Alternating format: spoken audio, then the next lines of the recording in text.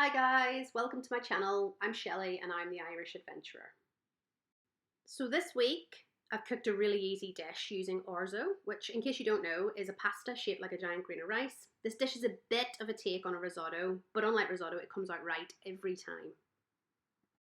This may look like a lot of ingredients, but most people will have these in their freezer or store cupboards. It's a very versatile dish. You can swap in and out loads of the ingredients and tailor it to your own personal taste. For example, you can use bacon instead of pancetta or replace all of the meat products with salmon or even vegetables.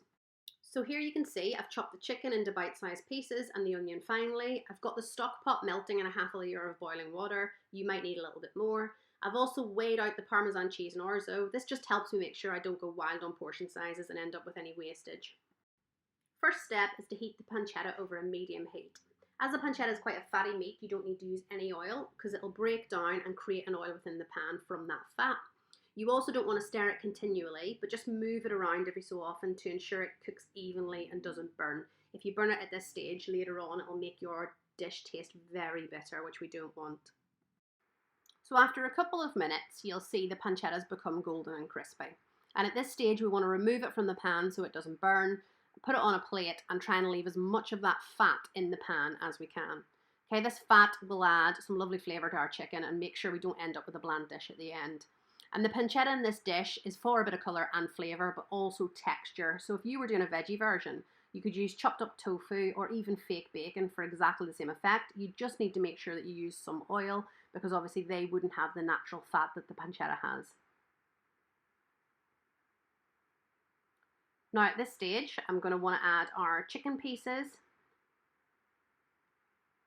and the chopped white onion. And I'm going to want to stir that through the pan just to make sure all that fat goes onto the items that I've put in the pan. So we don't want that staying at the bottom and burning, as I said. We want everything coated and that flavour just getting into everything as we're cooking it.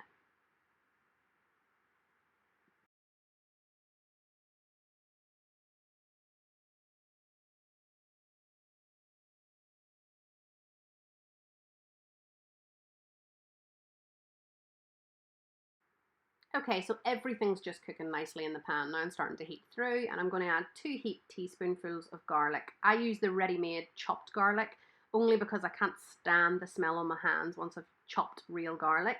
If you're using real, you just use 2 large cloves. And then we want to give it a stir through to make sure that everything's coated in that lovely garlic flavour. And we're just going to leave this to cook for a little while just to make sure that everything is coloured quite nicely and we're ready to move on to our next stage.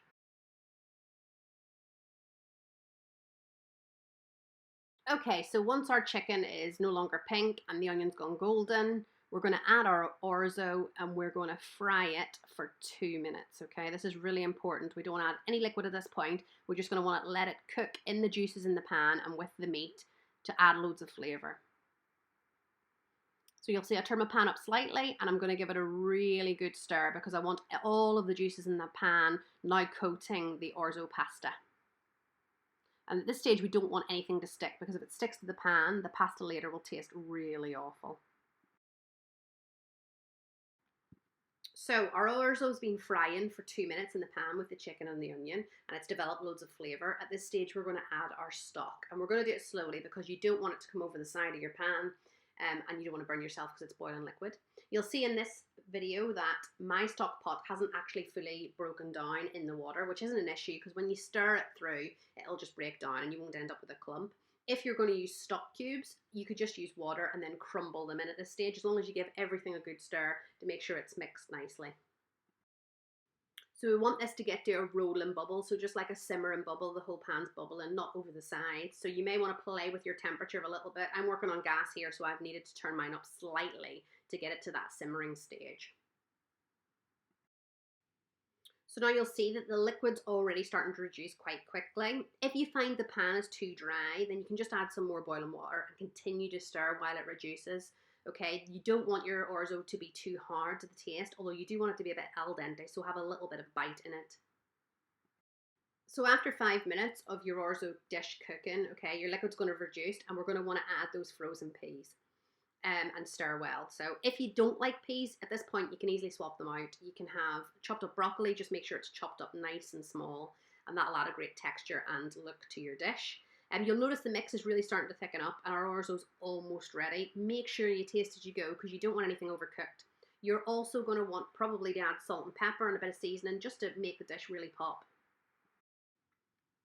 So once it's all cooked, we need to add all of the rest of our ingredients, okay?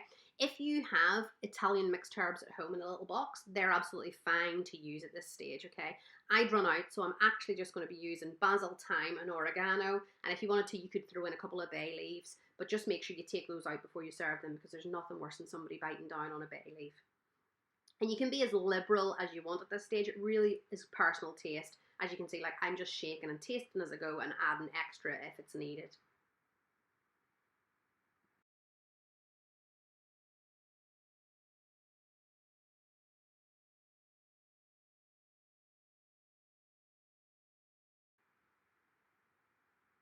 And then I'm going to add a really good squeeze of lemon. If you love lemon, you can add more. You can also grate the zest and run that through the dish. It's really tasty and fresh. And I'm also going to add the Parmesan at this stage, just making sure. I mean, it looks like a lot, but actually this is 4 portions worth of a dish, so really it's not. And you want to give that all a good stir to make sure that Parmesan mixes through the whole dish so you don't have any clumps and there's no grainy texture to it. Again, keep tasting at this stage because if you're not happy, if you think, it's not as flavoursome as I'd like, you want to add some more of your herbs, some lime. You could even add some more garlic for a little bit to it. Just make sure it's absolutely perfect at this stage. Okay, so our dish, we've tasted as we've gone and it's tasting absolutely fabulous. The last bit is just to add 100 milliliters of cream. Okay, I'm using a single fat cream because I'm counting calories at the minute and I'm trying to keep it low, but you can use double, whatever you like. You could use probably sour cream, you can use anything really. Stir it through, give it a nice mix to make sure that everything is coated. And then once we're happy with that, the consistency, we're happy we've got enough cream, we're gonna add that lovely crispy, salty pancetta from earlier. And that's obviously our texture, our colour, everything and flavour going in there. And we're just finishing the dish with that.